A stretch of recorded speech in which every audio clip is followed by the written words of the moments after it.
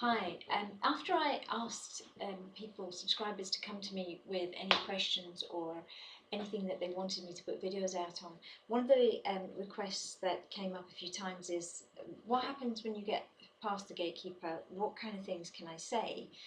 So I'll make this really short, I guess, because there's not much to it. There's no rocket science to this. All you've got to do is your research. I think it's really important to make sure that when you get through to the gatekeeper, through past the gatekeeper, you are prepared with what to say. It does happen. I mean, I can see why people are asking me the question, because it is easy for you to climb up when you get through, because people are so um, focused on getting past the gatekeeper that sometimes when you get past the gatekeeper, it's almost like a shock. It's like, what? Did they really put me through? Oh my God. And then you get through and you think, right, okay, so, oh, what do I say? You can lose it. So I understand why the question comes up. All I can say is you've got to remember your research. Do your research. Remember, go through the website, find out what's important to them right now. What would be of value to them? Because when you're putting across your service or your product, it's important that when you speak to them, you can very quickly hit the right chord with them. And that's about understanding their language, understanding where they're at. The other thing that's important is that you don't speak too much, you don't waffle on, and you don't talk at them. You know, I've said this before. Would you listen to you? Would you want to talk to you? You've got to ask yourself that question. Sometimes desperation makes you want to speak too fast. Sometimes desperation makes you just loads of waffle at somebody, and sometimes it doesn't always make sense. If you were able to record some of your calls and play them back to yourself, you might think the same. You might think, actually, I don't think I would listen to that myself. I don't think I'd buy it. So you've really got to do that preparation piece. Without the preparation piece, you can kind of lose the flow of what you're trying to say.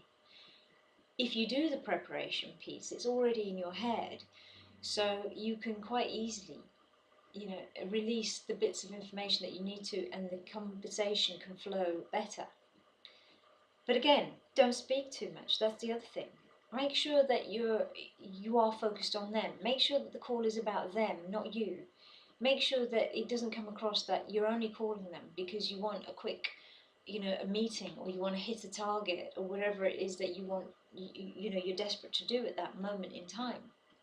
Could be your first decision maker ever that you've got to speak to. Well, don't blow it by not being prepared.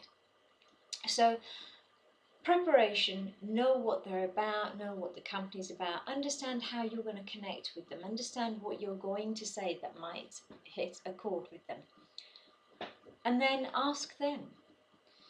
Sometimes a gatekeeper passes you through to a decision maker and you may not have had the chance to catch the name, so ask them. Sometimes you get passed through to a gatekeeper and the gatekeeper hasn't said anything. They'll just, a busy gatekeeper may go, right, okay, and put you straight through. Often it's through to a PA. And if you get through to the executive office and you're speaking to a PA, then they're no different to speaking to a decision maker. So until you've got that decision maker, you've got to treat that person like they are as important as that decision maker, and use that opportunity for communication and rapport, to build that rapport and to understand a little bit more. There's lots of layers in an organisation that you can pass through before you actually get to the real decision maker, and it's important you understand at each level who are you speaking to, and indeed you've also got to understand who you are looking to speak to, who is the right person to speak to. And then when you get there, make sure you don't blow it. Again, make sure you've done your research, make sure you know what it is that might hit a chord with them. When you then have that conversation, again, don't speak too much, make sure it is more about them than you, and then don't give away too much either. The thing about speaking too much is sometimes you pitch everything to them on the phone, that they're able to make a decision there and then, and be able to say, oh, well, that's a lot of information, thanks very much, but no thanks. So that can be quite dangerous. So I think if you leak a little bit of information out, enough to just get their interest, gauge their interest, and if you've qualified it to the point where you think this is worth you going out to see the person, then just don't be afraid to ask for that appointment. Ask for the appointment and get out there. Now, some of you have said, how do I close on the phone?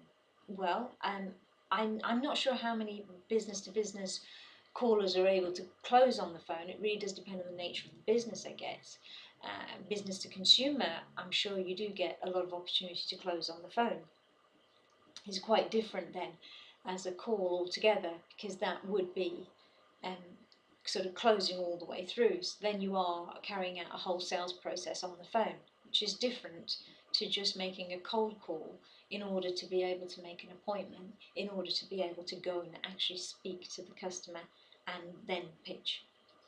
So again, it depends on your process, but for me, I think if you get an appointment, that's a close on the phone, if you're B2B.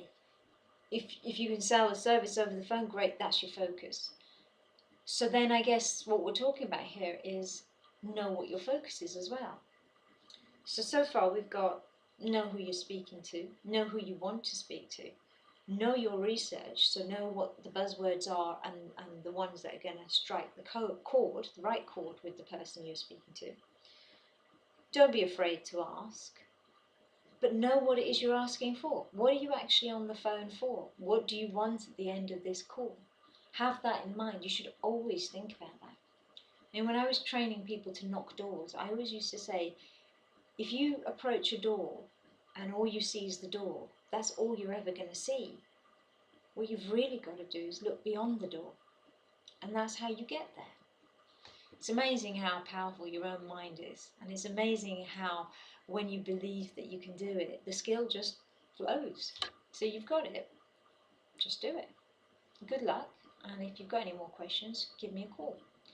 I will do another piece on emails, but I'll do that separately. Okay, speak to you soon.